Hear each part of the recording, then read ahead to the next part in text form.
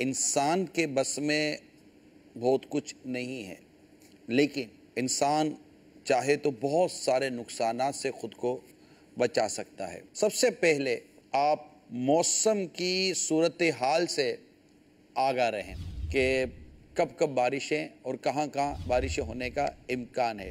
फिर बारिश के दौरान गैर ज़रूरी तौर पर घर से बाहर ना निकलें। तीसरी चीज़, अगर मकान कच्चे हैं तो बराए करम पक्का कीजिए, या फिर अगर पक्का नहीं कर सकते तो किसी ऐसी जगह मुंतकिल होने की कोशिश कीजिए कि जहां आपकी जान बच सके। सरमायादार जो हमारा तबका है, मैं उनसे अर्ज़ करता हूँ, गरीब लोगों का जो कच्चे मकानात हैं, जो कमज़ोर मकानात हैं, इससे कुछ पक्का करने की कोशिश शुरू कर दें। शायद हो सकता है कि आपकी ये कोशिश लाखों लोगों की जानों मालों को महफूज कर सके। इसी तरह इमारतों की दीवारों के साथ टेक लगाकर खड़े ना हों, चूँकि गिरने का उसमें अंदेशा रहता है कि हवाएं चलती हैं, बारिशों की वजह से दीवारें गिर जाती हैं। इसी तरह घर का कोई हिस्सा ऐसा है जिसे मरम्मत की ज़रूरत है तो उसे हंगामी बुनियादों पर मरम्मत करवा लें। उमूमन थोड़ा बहुत मेंटेनेंस का, मरम्मत का काम होता है कि जनाब ये करा लिया, या गार्डर थोड़ा लूज़ हो गया, इसको थोड़ा सेट करा लिया, या छप्पड़े वगैरह हैं तो उसको थोड़े मजबूत करा लिया, कोई क्लिप वगैरह लगा ली। खुदा ना खास्ता अगर ये चीज़ें गिर गई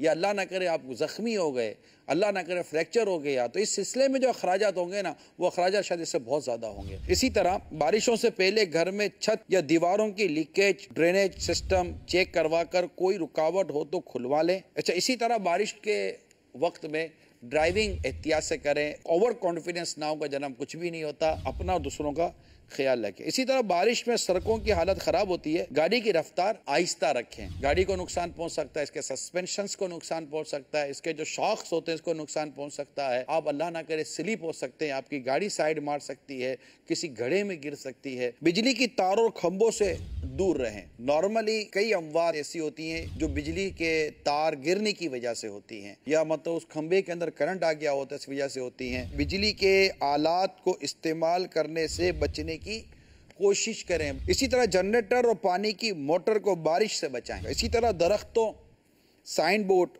और ज़ेरे तामीर इमारतों के नीचे खड़े ना हो कि जब बारिशें होती हैं, हवाएं चलती हैं तो इन चीज़ों के गिरने का ज़बरदस्त अंदेशा रहता है। अपने पास टॉर्च, माचिस, लकड़ियाँ, कागज़ और फर्स्ट एड के सामान का इंतज़ाम कर लें कि बसा औकात ये चीज़ें ना होने की वजह से भी काफ़ी तकलीफ हो जाती है। पता हो कि जनाब यहाँ माचिस है, यहाँ पर मोमबत्ती है, कोई एमरजेंसी लाइट का निज़ाम हो। इसी तरह घर में कोई मरीज़ है तो इसके लिए पहले से अद्वियात हासिल कर लें कि फिर ऐसा ना हो कि बारिशों की वजह से मेडिकल स्टोर बंद हो जाएं, हॉस्पिटल तक पहुँचना मुश्किल हो जाए।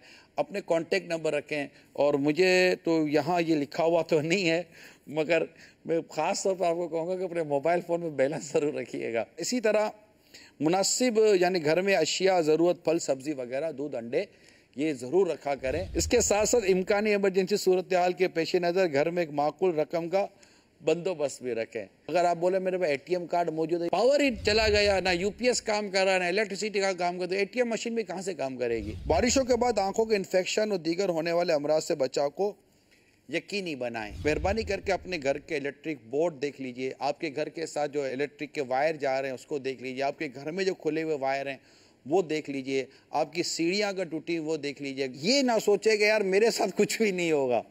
तो जिनके साथ हो जाता है ना, उनको भी ऐसा होता है कि मेरे साथ शायद कुछ भी नहीं होगा, मगर होने के बाद फिर पछताए से क्या हो।